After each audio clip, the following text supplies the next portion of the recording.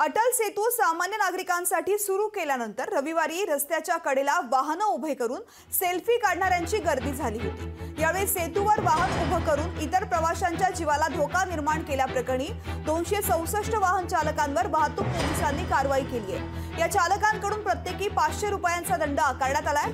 Atal सेतूच्या 10 kilometre हद्दीच्या वाहतूक नियमांची जबाबदारी मुंबई पोलीस पाहतात, तर उर्वरित भागाची जबाबदारी नवी मुंबई पोलिसांकडे आहे। पोलिसांनी सेतूवरील चालकांना गाडी न थांबवण्याची विनंती केली, त्यानंतरही अनेक जण वाहन थांबवत होते। मुंबई वाहतूक पोलिसांनी सागरी सेतूवर 120 वाहन चालकांवर कारवाई केली, तर नवी मुंबई पोलिसांनी 144 वाहन चालकांवर कारवाई केली।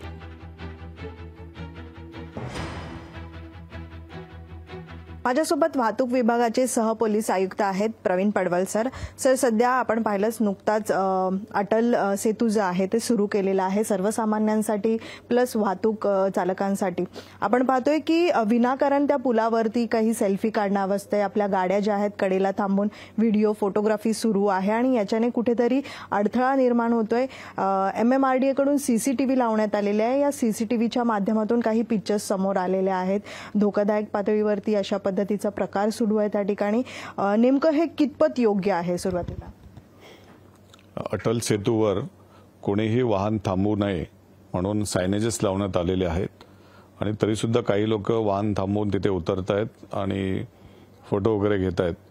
तर हे अत्यंत चुकीचं आहे, बेकायदेशीर आहे आणि धोकादायक सुद्धा आहे।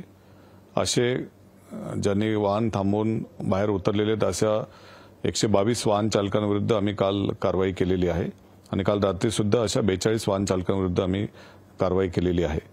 माझं सर्व वाहन चालकांना आवाहन असेल की कोणीही अटल सेतूवर आपलं वाहन थांबवू नये आणि गाडीमधून खाली उतरू नये।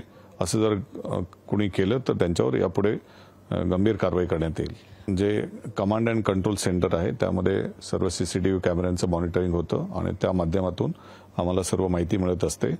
माहिती मिळताच तात्काळ आमची एक पेट्रोलिंग मोबाईल वर ब्रिजवर आहे आणि त्या पेट्रोलिंग मोबाईलमध्ये जे अधिकारी किंवा अंमलदार आहेत त्यांच्यामार्फत संबंधितांवर कारवाई करण्यात येते। सर्व मोटार वाहन चालकांना आमचं हेच आवाहन आहे की कुणीही ब्रिजवर अटल सेतूवर आपलं वाहन थांबवू नये आणि गाडीतून खाली उतरू नये।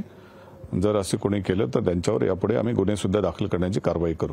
नक्कीच MMRDA ची तर करडी नजर असेलच, सोबतच वाहतूक विभागाकडून देखील विशेषतः त्या ठिकाणी नजर असणार आहे। व्हिडिओ जर्नलिस्ट सुनील सह मीनाक्षी म्हात्रे, लोकशाही मराठी न्यूज, मुंबई।